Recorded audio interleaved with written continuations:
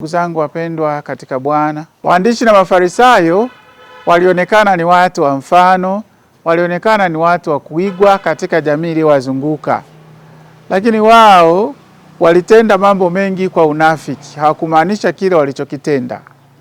Na ndio maana anawaonya kwamba tunapotenda haki au wafuasi wa Kristo wanapotenda haki isiwe kama ya waandishi na Mafarisayo. Kwa sababu anasema unapomwonea mtu, unapomtendea baya, inawezekana ukamuua ukafanyaje, lakini hata kabla hujamuua kumtazama jicho baya, haukuwaza mabaya juu yake, nayo tayari ni kosa, nayo tayari ni dhambi, nayo tayari ni kuelekea kama kuua nafsi ya mtu au sifa yake. Anaenda mbali zaidi kwamba hii itagusa hata pia sadaka zetu.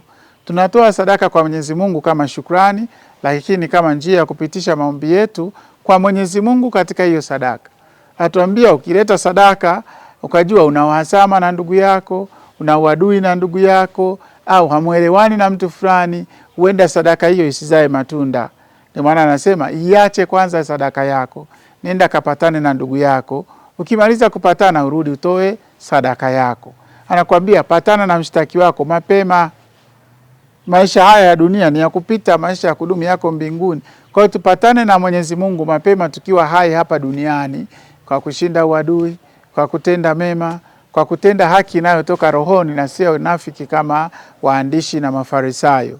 Kwa hiyo tuwe waaminifu kwa Mungu kwa kutenda haki kwa wenzetu.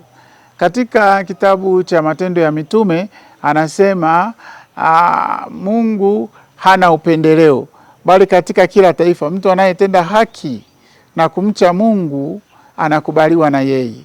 Kwa hiyo haki inayofaa ni kuwatendea wengine haki inavyostahili. Kama mtu alistahili hiki na kitenda kwa haki, nimempa kazi aifanye na mlipa kwa haki, nimemwomba alisaidie hiki basi na mpa haki yake. Kwa hiyo ndio yake anayosema Bwana wetu Yesu Kristo, isiwe haki ya maneno tu, bali iwe haki katika matendo yetu ya kila siku. Na tusitende mambo kwa unafiki, tutende kwa weupe wa roho, tuwatendee watu haki zao, hasa katika kipindi cha Kwaresima tunapojipatanisha na Mungu na wenzetu. Kikubwa tuwatendee haki.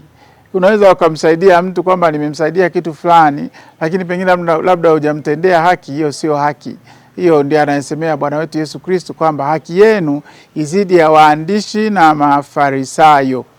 Ijawe utu, iwe na nia njema, iwe na lengo jema, na tupatane. Sio faida au sio sifa kwamba uko na maadui wengi au wachache, au unaofikiria ni maadui wako. Patana nao kwanza kabla hamjaenda hata mahakamani au wapi, kusudi wasije wakakupeleka kule.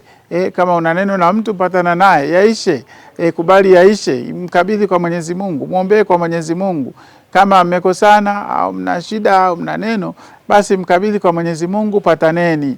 Akikataa basi wewe msamehe bure, endelea kujipatanisha na Mwenyezi Mungu, kwako yatoke, yabaki kwake yeye ambaye anapenda pengine labda kuendelea kuwa na visa. Kwa hiyo tuwe na haki iliyo kamilifu, haki inayotoka rohoni, haki inayotupa mastahili kutoka kwa Mwenyezi Mungu. Tumsifu Yesu Kristo.